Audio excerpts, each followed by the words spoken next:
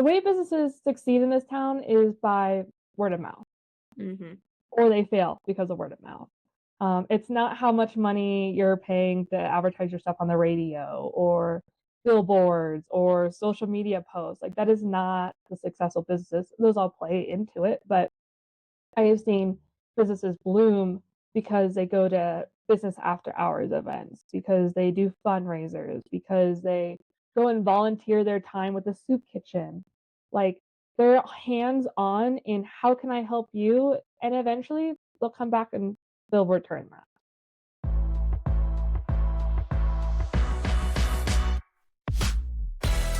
Welcome back again to another episode of the Confident Mompreneur podcast, where we talk to real women from around the globe about real life difficulties and triumphs in momhood, business, relationships, health, and more.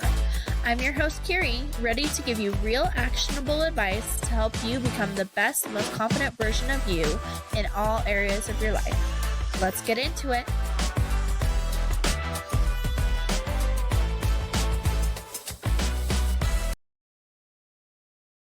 Well, welcome on today, Arianna. I am so excited to have you here. Thanks for having me. I'm really excited to be here too. Yeah, we have kind of been in each other's Facebook worlds for a little bit, but didn't really cross paths too much until a couple months ago. And so I am so excited to kind of talk to you and get to know you a little bit better. Do you want to just start us out by introducing yourself, a little bit about who you are, what you do, all of those things? Sure, yeah, and thank you again for having me. Like I said, I'm really excited about this. I've never done anything like this, and I want to do more of this sort of thing. Currently, I have my toes in a lot of different things. My primary job is I sell real estate. I've been selling real estate technically for 7 years. I took a little breather there this last year and worked at an accounting firm for 2 years, which is something that I never thought I was going to do. I've always been an entrepreneur. I've always had businesses.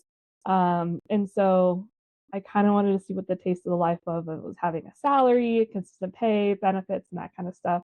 So, and it gave me a lot of education on just taxes and how to run a business even more fluidly. And I built a lot of connections that way. But I actually resigned from that position. I was the operations manager here in town, and I resigned from that position back in November because I wanted to chase my lifelong dream of owning a photography business. Um, so photography has always been a huge passion of mine, something that I've been doing since I was a kid. My parents could never keep a camera out of my hands. But my mom was an artist growing up. And so I think it kind of deterred me from potentially making that a job, was because I watched her struggle to make art and then make money off of art. And so it was just, for me, it wasn't realistic. My parents were always been very supportive about whatever crazy dream I wanted to follow. I actually, right out of high school, ended up going to get my esthetician license. So I practiced skin and did facials and waxing and makeup for about a year or two. And then my mom, who's my broker, dragged me into real estate and so I was 19 when I got into real estate. I was the youngest licensed female to be licensed, I think, in the entire state. So that was pretty cool. And that came with its own challenges. You come into an industry where people have been practicing this industry for decades, and they're much older than you. And of course, they have more knowledge, but sometimes that gets in the way of eventually what they could learn something new. So that came with a lot of its struggles, and it was easy to overcome it. I feel like I have a pretty, like, I have a really good ability with connecting with people. And my parents or I come from a military background, so the abrasive, aggressive attitudes or personality, they don't deter me, and they don't challenge. I mean, it's a huge challenge, but I can get over it more than other people. And so I was just able to kind of embrace it and come into it. And my mom had already been selling real estate for 5 years. So we opened up our own brokerage, and the rest is kind of history. That is so cool. I love that you and your mom are now kind of like doing this together. That's so fun, but I'm sure that comes with its own sets of challenges too, mixing family with Yeah, business. But yeah. And we've always, with her other art and jewelry that she had, growing up, I was always kind of involved. And so it's just kind of part of our dynamic of our relationship. It's always been there. And so I think our mother and daughter team can work probably a lot better than other people's teams, but of course, it definitely still comes with its own challenges. And we definitely still butt heads, and we're two completely different personalities. But, sometimes I'm the bad cop, she's a good cop, and vice versa when it comes to handling situations. But I think we do a pretty good job of balancing each other out and bouncing ideas off of one another. And she's open to ideas and change, and so am I. So I think that's what makes that dynamic work really well. well, and sometimes it's nice to have like differing personalities and things so that you guys can like see things from other perspectives and work through problems a little bit differently than each other. But I love that. And it sounds like you and your mom kind of like have a lot of differences, but a lot of similarities with the struggling artist kind of thing and Mhm. everything there. That is so cool that you were like the youngest licensed woman in Wyoming. But like you said, I'm sure that kind of came with some issues of like maybe people not taking you seriously as it is a very like old industry. Yeah, and I mean, even to this day, I struggle with it. I think I look a lot. I mean, I'm 26, and I think I look a lot younger than I actually am. And so sometimes other agents are kind of like automatically assuming that I don't know anything. The crazy part about all this is I don't even own my own home. And so it's sometimes really difficult for me personally to sell homes and tell first time home buyers, like young people, like, hey, let's get you into a home. And they're just like, I can't afford it. The market we're in is just, it's impossible. And so that's the only reason why I'm not in it, is because even myself, someone who's in the industry, makes it very difficult for first time home buyers to buy homes, or people who have VA loans, or essentially if you don't have cash, your likelihood of buying a home nowadays is very lit, like very, very, very slim. And so Yeah. that's a struggle. And I really hate that for people. And so I have a lot of empathy. And so I'm never like the person that's like, well, let's just get you into something. It's better than rent. Not always. And so I really have that deep understanding. And I feel like it can create that connection versus people who've been doing this for decades. Mm-hmm. They've seen all sorts of interest rates, and they're just like, well, we'll just get you in a home. Like, it's just that easy. We'll refinance later. That's not always the practical reason. And I feel like I have that edge with my buyers. Is I would love to sell you a home. I would love to make money, because I don't make money until you close on your home. But at the same time, like, if it's not in your best interest, it's not in mine either. I love that. And that goes into like the ethics of it and also like that different perspective you bring from it. Cause I do feel like a lot of those like boomers and older generations tell us younger generations, like, Hmm. don't buy as much coffee, don't do your avocado toast or Yeah. whatever, and save your money. And we're like, okay, even if we did that, it still would not be enough to buy a house in this kind of an environment. And No. I've seen several TikToks of like people going around and asking like those older generations like what they bought their first houses for. Yeah. And those numbers are ridiculous. And then they're like, yeah, and I sold it for like $1 million. And you're like, Right. well, no wonder. Like, this is a lot easier for you than it is for us with our student debt and all of these other like things that you guys never had to deal with. Yeah. And even one could argue, like, oh, well, the value of money was less or more, whatever. Um, that's even like down on paper. The home still costs someone 50K. That person was making close to 50K a year. Yeah.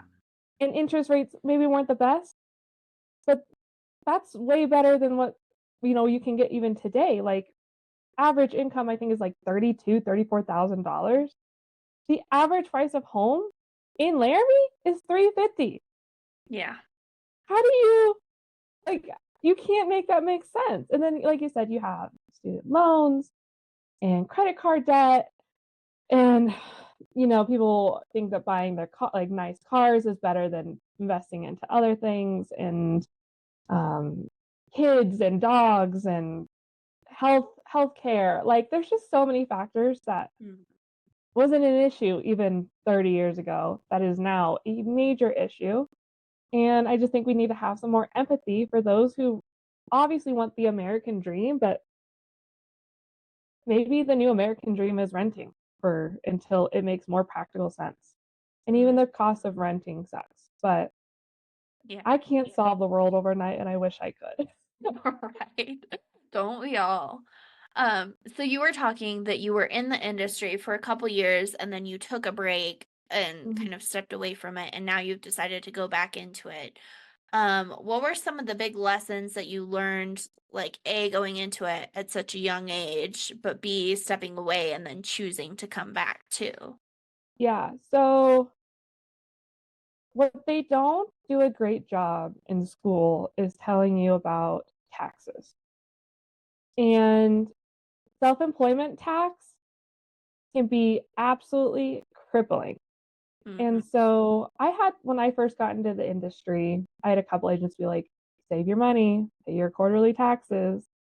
When you tell a 19-year-old who's making 8 to 12 grand per paycheck, she's not going to listen to you. I'm sorry, but that's not in her capability. I don't care how you're raised or what environment you're in. I saw money and I ran with it. And so that accumulated over for those 5 years that I was doing it. And as I got older and I matured, and I'm tired of spending money on clothes or shoes or just not the necessities. And so I got a little bit better and better and better until I got to a point where I'm like, wow, I owe the IRS a lot of money. And that's crippling. Like that is crippling debt, essentially someone's student loans. And I've never been to college. And owing the IRS money is a whole lot different than owning the school money. It's a different level. It's a little scarier. Yeah, a little scarier. And so I was just kind of like, I got to make a change. I need to supplement these monthly payments to the IRS. I need to do a little more, because after 2020 was my best year ever. I think it was a really good year for everyone, but I had a lot of different factors that I had going into that were making it a really good year. But when 2021 hit, the market changed overnight. My finances basically went down the drain overnight. And I was saving, like I was getting better at doing that kind of stuff and paying taxes and that whatnot. So that wasn't the issue. It was just the market was changing. It was getting a lot more intense, and I had monthly bills to pay. So I thought, okay, I need an hourly job. So I contacted a good friend of mine. He said, hey, this accounting firm in town actually needs just like an office assistant. It will be full time. I showed up, and he basically gave me the job on the spot. And I said, my contingency is that I get health benefits, because as an entrepreneur, you don't get that. You don't get that. And especially as a single person making a lot of money, I was paying $600 a month in insurance. And that was like low level insurance. And Wyoming does not offer good insurance in general. Nope. So $600 a lot for just one person, that was a lot. And I needed that money to pay other things. And so he was like, sure, like we'll make it happen. We'll provide benefits. I need you here full time, but he was willing to be super flexible. One of the best, he's an entrepreneur himself, one of the best entrepreneurs, business owners I know to this day. I respect him so much. And I've learned so much from him, because when we did a merge with another accounting firm here in town, I was then promoted to operations manager. So I'm managing a firm of 17, 18 people in a field that I never thought I was going to be in, because I hate math and I hate the IRS. So it was just kind of very all ironic. But I learned a lot from watching these businesses come in, startup businesses that have been going on for decades now falling apart because of taxes or because of poor business management, or there's just no business plans. There was no bigger, like it only extended so far and they hit their ceiling. And so it was really interesting seeing how from the other side of it. and how even the most successful businesses, or the businesses that you think are the most successful, are equally struggling as much as the rest of us. That was really sad. And so yeah, the second year that I was in at the accounting firm, because I was the manager and I was overseeing a lot of financials in this town and basically could see everyone's taxes, it was in my best interest, in their best interest, and for everyone else just to be like, hey, I'm gonna step back for a year. Because I don't want someone, not that I would ever, because my ethics and my morals would never allow it, but I don't want someone to potentially point fingers and go, well, you didn't accept my person's offer because you know how much they make in taxes. So for everyone's sake, I was happy with doing that. I needed a break anyways. It was hard to juggle a full-time job plus real estate on top of that. So I was willing to step back. And but by the time November came around of this last year, I just was kind of burned out, and I really missed being able to make my own decisions for my own business. I miss having the flexibility of my hours. I missed not having to wait on 5 other people to tell me, yes, good to go on your marketing content, or the clientele would not be clientele that I would personally tolerate or deal with. And so being able, and as an entrepreneur in my own business, I can kind of pick who I work with and who I deal with, and setting those boundaries. And so there was a lot of things about it that I did miss. And so I was really excited. I kind of went back into it when it was in November. I really had no intention of going back into real estate. Like, truly had no intention of doing that. I really wanted to do photography. That is what my sole focus was on. That's how I was going to make it happen. I didn't have a savings account. I had nothing. I was just like, well, Here we go. Let's do this. Let's just see what happens. I would not advise that ever to anyone, but if you're unhappy and you really need that, then also don't let that hold you back. Just do it. Make it happen. Figure it out. Thankfully, I have a really supportive family who was able to support me financially a little bit, and so that was really helpful. And friends that are so supportive. They were just like, when are you doing photos? I'll pay for photos. I don't care how much it is. Like, there's just, that was really great. And so January or December came around, and my mom was like, I have so much going on this year for real estate, and she didn't really have a team. And so I was like, okay, well, if you want to pay to reactivate my license, like, guess I'll do it again. And I'm being smart about my taxes this time, and I'm going to be smart about my money. And if we're going to do this, we're going to be involved in the community, because something that I've seen from these other businesses, and the businesses in our town are the most successful because they're involved with the community. They have their hands on something. They're doing something. They're on a board. They're giving back. They're just doing a very tight-knit community, so that stuff is super important. It is super important, because if the way businesses succeed in this town is by word of mouth, or they fail because of word of mouth. It's not how much money you're paying to advertise your stuff on the radio or billboards or social media posts. Like, that is not the successful businesses. Those all play into it, but I have seen businesses bloom because they go to business after hours events, because they do fundraisers, because they go and volunteer their time with the soup kitchen. Like, they're hands on in how can I help you, and eventually they'll come back and they'll return that. And so I kind of told Wendy that, my mom, I was like, if we're gonna do this, we're gonna be involved, and I guarantee business will bloom. Things will come naturally. People will trust us. We'll be top of mind. And most importantly, it's going to set us apart from other real estate companies in town, because I don't see a lot of that from them, which is kind of sad. But at the same time, they're busy. They got their own business plans. Some of them just have been in it for so long, they don't need to do that, which is, I would love to get to that point. You're like, that's great for them. That's great for them. But like, we're a team of essentially now 4. That's it. And so we need to do more.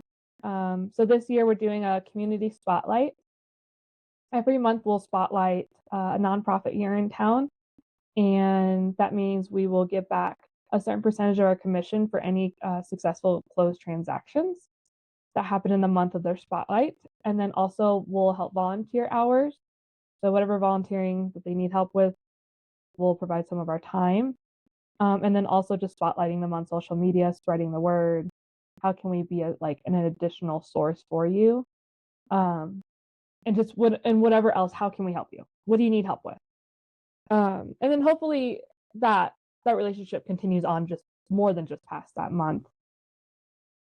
But we have found that the nonprofit community is very tight knit, and we have a lot of resources in Laramie, and a lot of great resources, and a lot of undervalued resources. And so I want to just scream all of those from the rooftop and just continue to shine the light on those things. And so far, we've gotten great results from it. Yeah, I love that so much.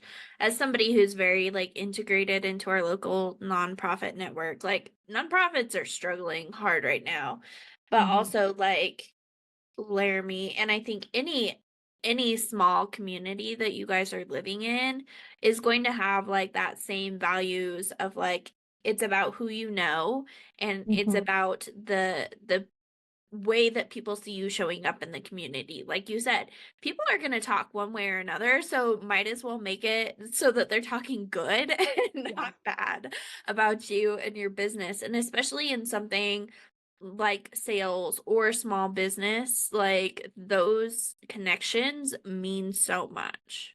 absolutely. Yeah. So I love everything that you're doing and how you're kind of like really stepping into that community role. You also did like the Leadership Laramie program, didn't you? Yep. So I'm currently in the class of 2023 to 2025. And it's a program that's like it's everywhere. So I'm sure in other cities there's a similar program. Our program is 2 years long, and it's associated with the Chamber Alliance. So it's kind of hoop access. But essentially, the first year as a class, you get together and you meet monthly, and each month session is some sort of topic. So this last month's session was about ethics, and then they bring in the upper class, so the class above us. They organize the speakers or activities, and so like we had someone come in from the Wyoming athletics department to talk about ethics in the in the competitive sports world, which is very fascinating. And then it's kind of how do you apply your own ethics into your own businesses as a leader? And so the group of people is mixed between entrepreneurs, a lot of finance people, and then just a couple miscellaneous ones here and there. But right now we have 12 people in our class, really phenomenal, great people, leaders all over our city. Another really cool thing is that we do these like behind the scene sort of things. They're called CBEs, and I cannot remember what this stands for, but essentially, local businesses will allow us to come in and they'll give us a little behind the scene on what it is that they do and how do they do it and why do they do it and what do they need help with, and just kind of seeing the ins and out of how other businesses work in our community is phenomenal. And then also seeing like the businesses that we had no idea even existed here, and Mm-hmm. I think that's been my like favorite part. But one CBE we went to was a downtown clinic. And so Pete, who is I think he's the CEO of the downtown clinic, he is very passionate about how he speaks. He's very passionate about what he does. And he was very moving when he was walking us through his clinic that provides free healthcare to people who don't have insurance or who can't afford insurance. But it's healthcare, therapy, dental, eye, if they don't have it, they'll find a way to get you to it. But he was showing us their back garden space where they bring people back to do therapy sessions, or they'll do doctor visits when it's nicer out. Um, he had some crazy stat about how putting your hands in a soil and gardening will lower your heart rate by a significant amount. So like he's very inspiring, and anytime I speak to him I'm just like I want to save the world now. Like he's just like he's that kind of person. I love those um types of people. I do too. Like, let me be around you all day. And so he's just sharing this garden space with us that's also open to the community because it's a garden. But he was like, but we really wish we had like shadings and potentially like heaters for when it does get colder or this or that. And so as a Leadership Laramie project is we're required to do some sort of community service. for our class. And so we were like, let's help the downtown clinic improve their back garden space. And so last few months we've been preparing for this fundraiser. Our goal was $5,500. After our fundraiser this last Saturday, we raised 11. That's awesome. Yeah, so it was amazing. We had Pete there too. He gave a little spiel on the clinic. And I was emceeing, which that was terrifying, but that was also a lot of fun. We had auction items. And then yeah, and so Bonds, Mallory Bond is in our class, and so she provided the venue, so that helped cut the cost down. We got like linens donated, that helped the cost down. Prism donated all the like little flowers. Like it was really cool to see the rest of the community really come together and sponsor and provide silent auction items, and then to watch those people show up too. It was just such a good feel good sort of thing.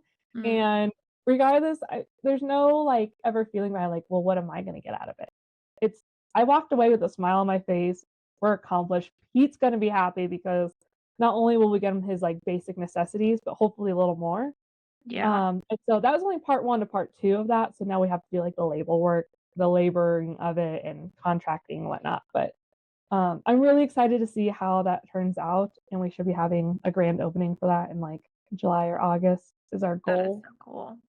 So I love that. Well, and I love that they cover ethics in there so much because I think, as a business owner or like, working in management or something like that, like those should always be top of mind. But I feel like a lot of times they aren't, and that's why some of these businesses start failing too.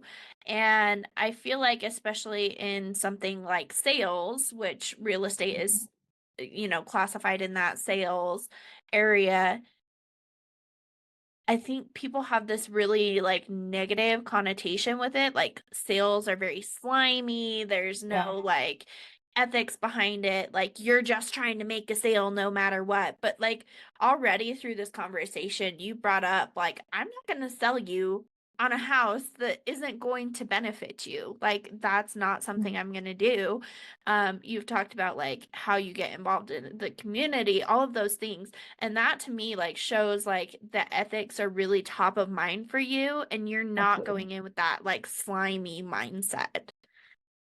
No, I mean, I try my best to be a decent human being. Of course, I have my flaws and my moments, but I always tell people, regardless if we're signing up an agency contract or like I just hired on a new agent, like technically you're signing a contract with me that you're going to work for me. At the same time, like I don't ever want there to come a point where you feel like you have to stay in this relationship because you're not happy or there's something better out there for you or whatever it is. Like go get it. Like I'm not going to stand here and hold you back from that. And I have seen employers, and I have been in cases where employers want to hold you to that and they get nasty about it. First of all, Laramie's too small of a community to do that. That'll spread quick. And 2, like I always want like the best for people, no matter what. Whether I get a paycheck out of it, bonus is really what it is. I would love to pay my bills, but I also want to make sure you're able to pay your bills and you're not stretching yourself too thin. Or if you need to go get another job, go get another job. Like cool. I support you regardless. As long as you're not hurting anyone else, you're not hurting me. I really don't see any harm in it. And if you're happy, I will 100% back you every single time. I love that. You brought up something there about like, making sure that you're being taken care of and the clients are being taken care of at the same time. How I know you said it was kind of nice when you were working for somebody else to have like a salary, to have the benefits and those types of things.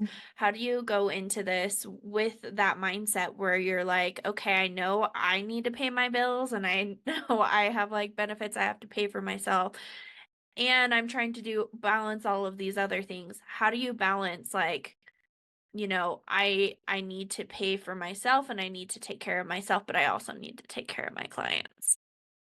Yeah, investing back into the business is essential when you're an entrepreneur or have any sort of business. It's really one of the best ways for your business to thrive.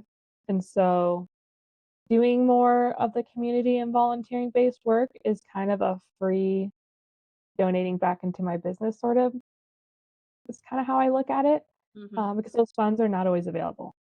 And like I said, those are going to be some of the most successful ways is just giving back to your community and being involved in your community, And it being a costs you nothing. mind. And it costs me nothing Yeah. other than potentially time, right? But Time, of course. you have to find a balance, and I'm still working on that balance literally at this very moment because I have my photography business. Like I have several albums that need to go out this week, while at the same time I have about 7 new listings coming up for this next month. And then on top of that, I have a bunch of volunteer opportunities I'm still needing to make that commitment for. So, and on top of that, balancing social life between the boyfriend, the friends, the family. I don't have a secret answer for that. I do personally like to time block on my calendar. And so I tell everyone, if it's not on my calendar, it's not happening.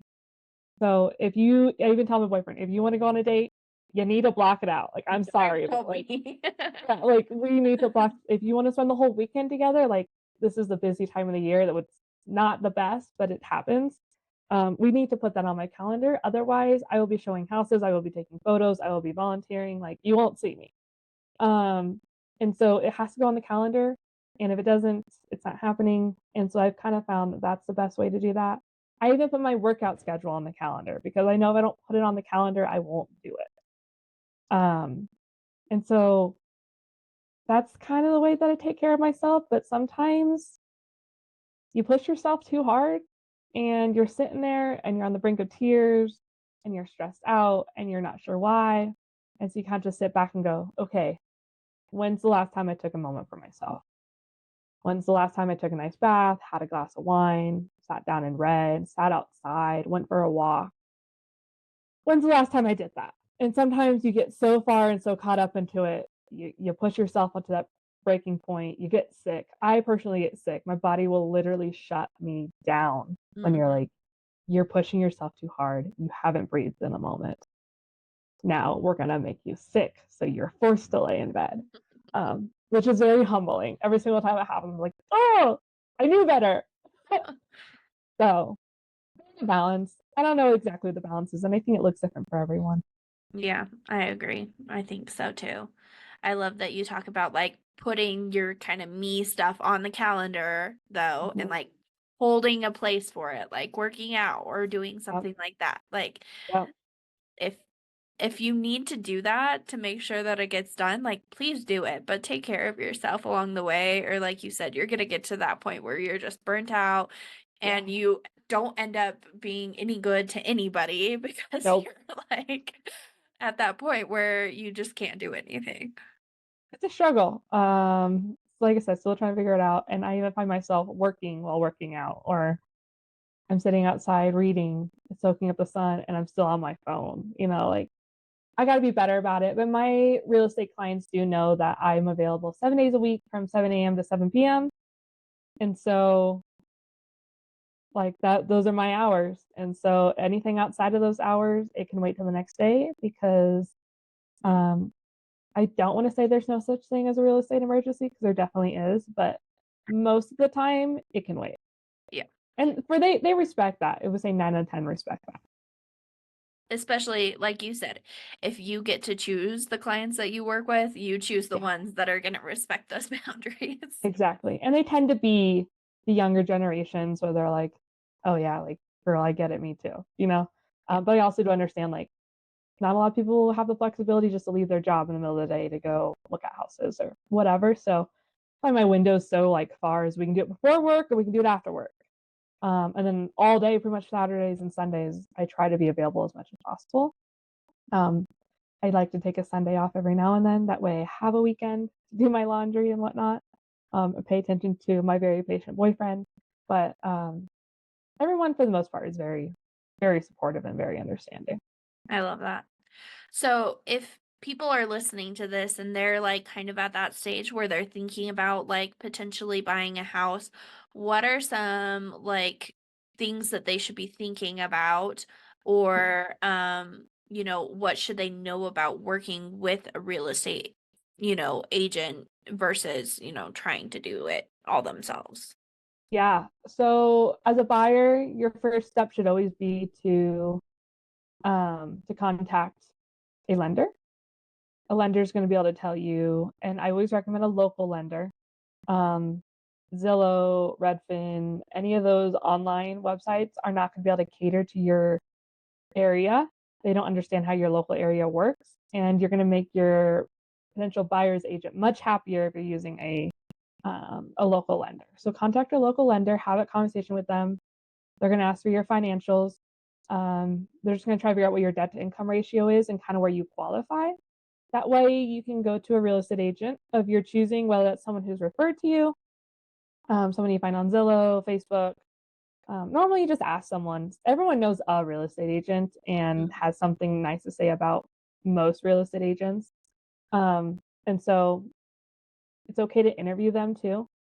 Just kind of figure out which person fits best with your personality and kind of your lifestyle. And does this person call me when I'm at work, even though I told them I can only text or email? Like just make sure you find that right connection. You're going to be connected to them for several months, so it's for good. several months. So you better find someone you like or at least can tolerate speaking to and respect. So don't always go to the first one that someone recommends, but it's okay to shop around a little bit. Also, try to be respectful though. This is probably one of my biggest pet peeves is I'm working with a buyer for months or I've shown them a dozen homes and then all of a sudden I find out they're under contract with a completely different agent. And so then I'm like, whoa, what happened? Because I will find out eventually. Why? What's going on? And 9 out of 10 times, it's just simply that, oh, well, they clicked on contact agent on Zillow and those are paid leads. Like we real estate agents pay for those leads. And so a realtor picked up the phone and goes, hi, you want to see this house? I'll be happy to show you this house. The buyer not understanding how this works, whoever shows you that home is probably going to be the one that writes the contract, and that other agent that you ditched because you did unconsciously is really what always ends up happening. They didn't make any money off of you. That's it. They spent hours with you, driving around with you all over the town, spending time with you, texting, emailing, answering your questions, just for you to go and get shown one house by one other agent. They're under contract. They're going to get the deal. So just try to be like really aware of and respectful of the industry and the people in this industry. I've had many times where buyers call me and they say, I want to see your listing. And the first question out of my mouth is, are you working with anyone?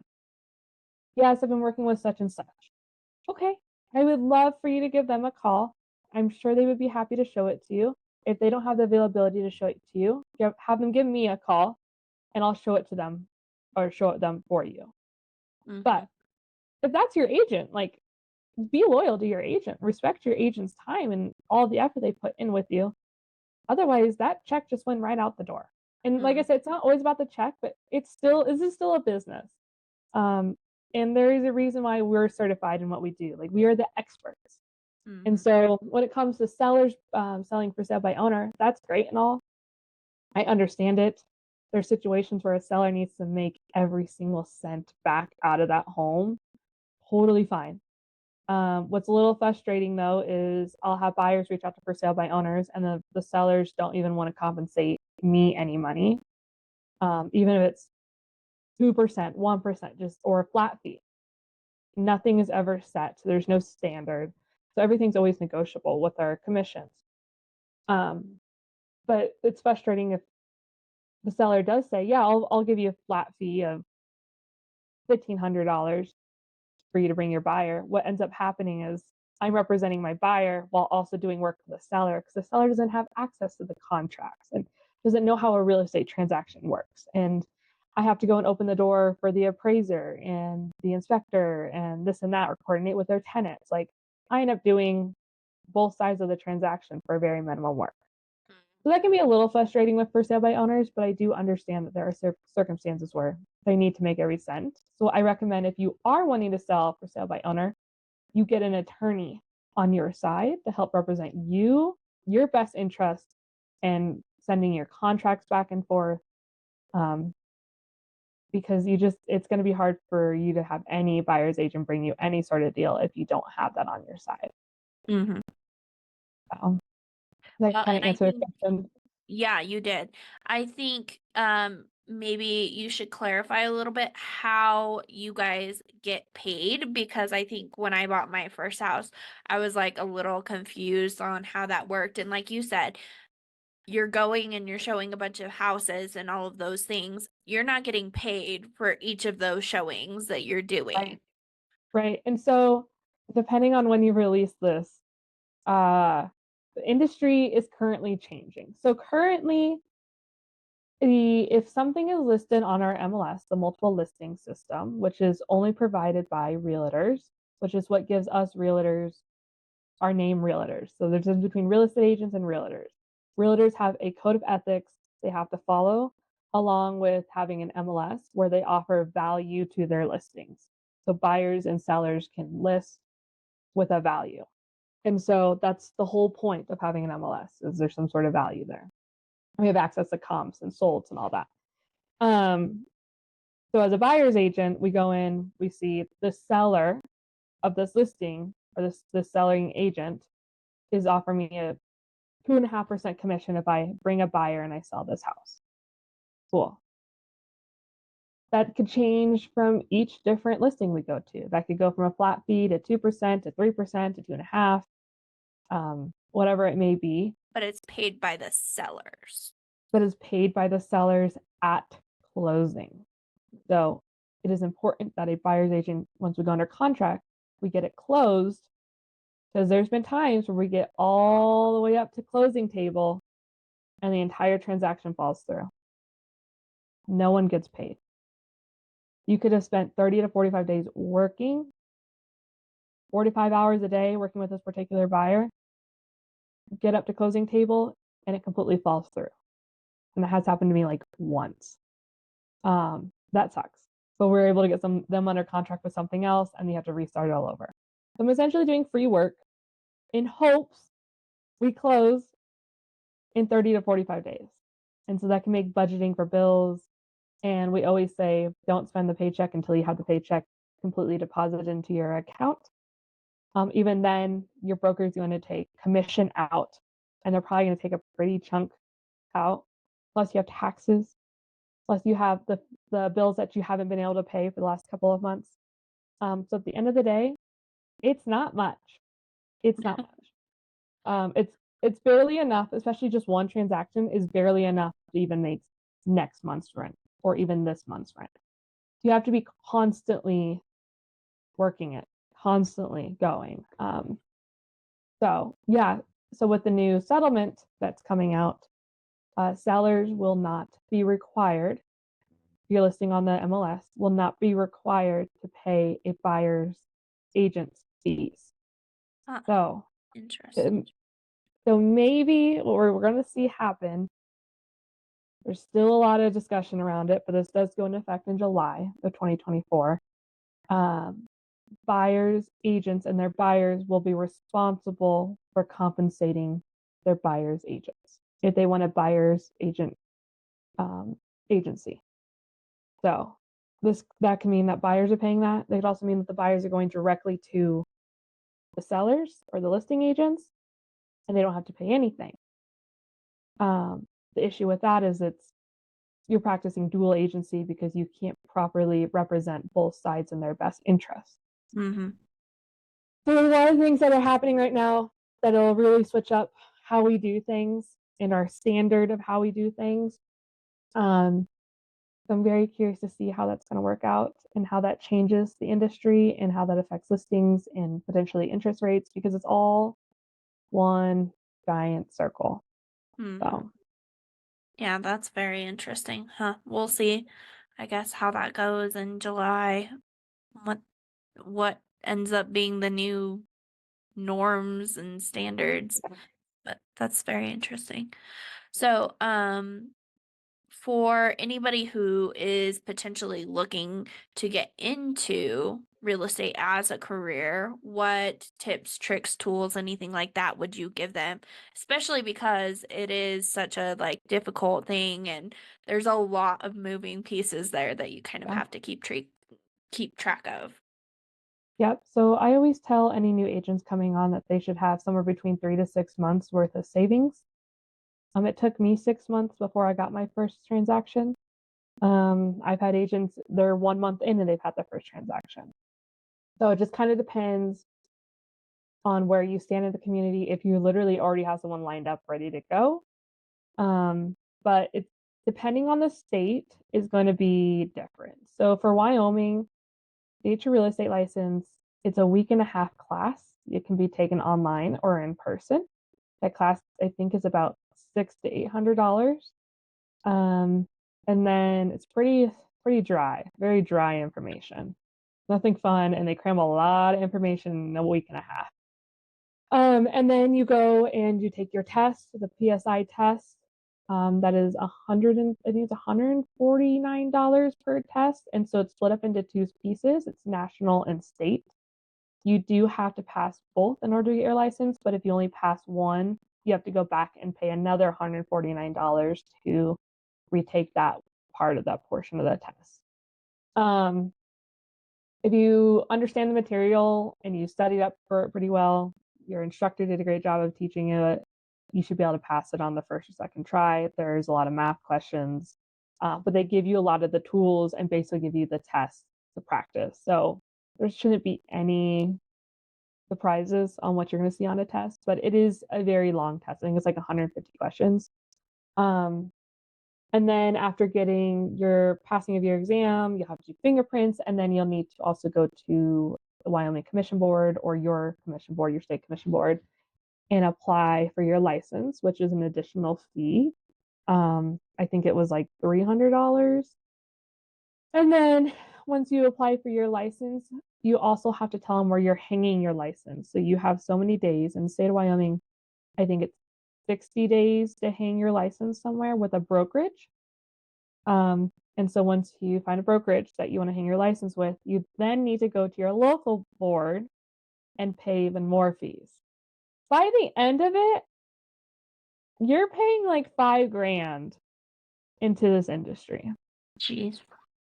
Yeah. So not only do I recommend that you have 3 to 6 months worth of savings to pay your bills, I also recommend you have an additional at least $5,000 to pay for fees. Because you have to pay for E&O insurance, and you're gonna need to pay for your business cards and potentially a website. And if you want to, you can invest in like a new laptop or iPad or a camera. Like it adds up. And then like if you have that disposable income to just go all out with it, do it. But for a lot of people, the average person, it takes a minute for them to kind of bank that money up. Mm-hmm. You got photos you need to pay for, like professional photos. There's a lot of things that people don't understand that go into it. It's not something, it's easy to get into. It's not so easy to learn, and it's not so easy to stay.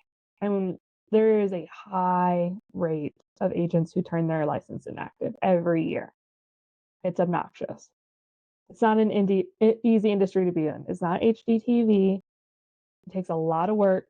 It takes a lot of work knowing people, making those connections, maintaining those connections, understanding what you're doing, understanding your market, constantly be educating yourself. It's a full-time job. So it's really hard for people to do this part-time and be successful. I've seen it happen, and I've seen people go from part-time to full-time. But it's really difficult to do this part-time. And it's really difficult to find a team that'll help support you while you have another full-time job that's providing you with those benefits that you may need. We try our best to do that because all of our agents are part-time. So it just ended up being Wendy and I doing a lot of like the support, which we're more than happy to do. There also needs to be that expectation of you're going to put in your work when you can. You understand this is your business, this is your success. It's just a matter of how can we help you get to the finish line. And finding a good team that's willing to do that. Mhm. Yeah. Yeah.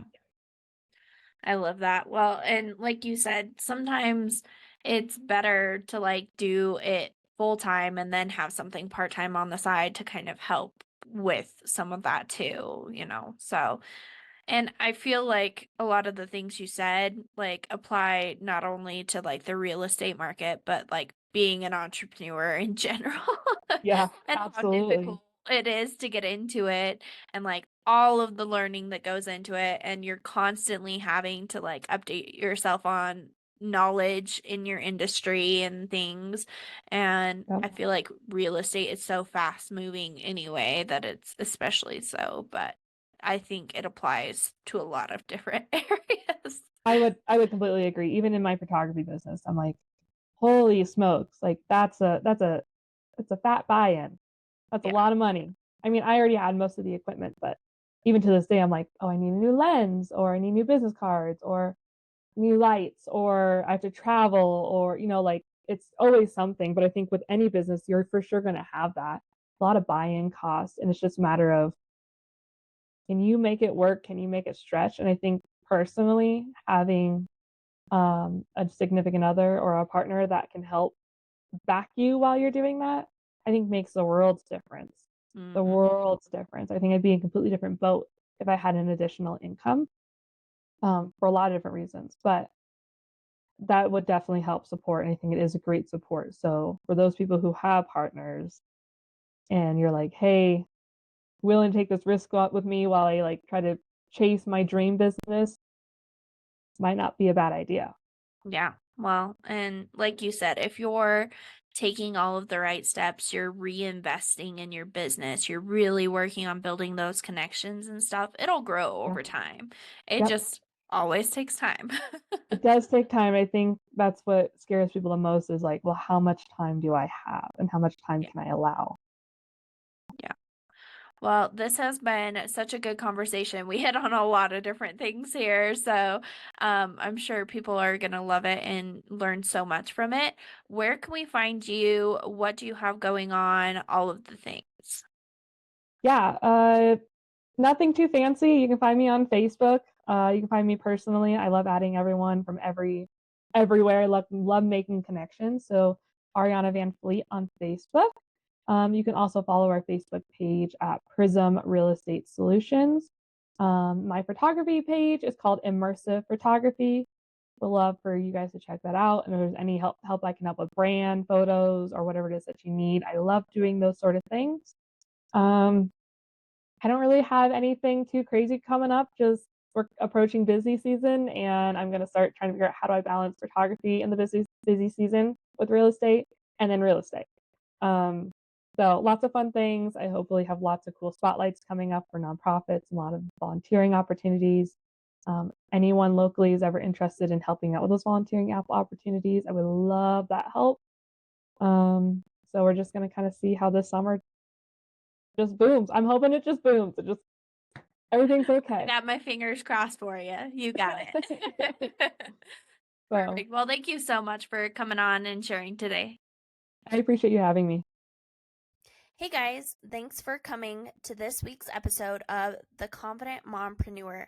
If you loved today's episode, let us know, share to your stories and tag us, send to your friends, give us a rating, all of the things, and make sure to check out our guests and follow them on all of the links that we listed above.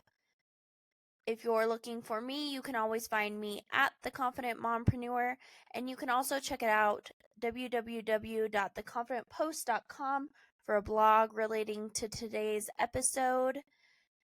I am so happy you're here, and I hope to see you again next week.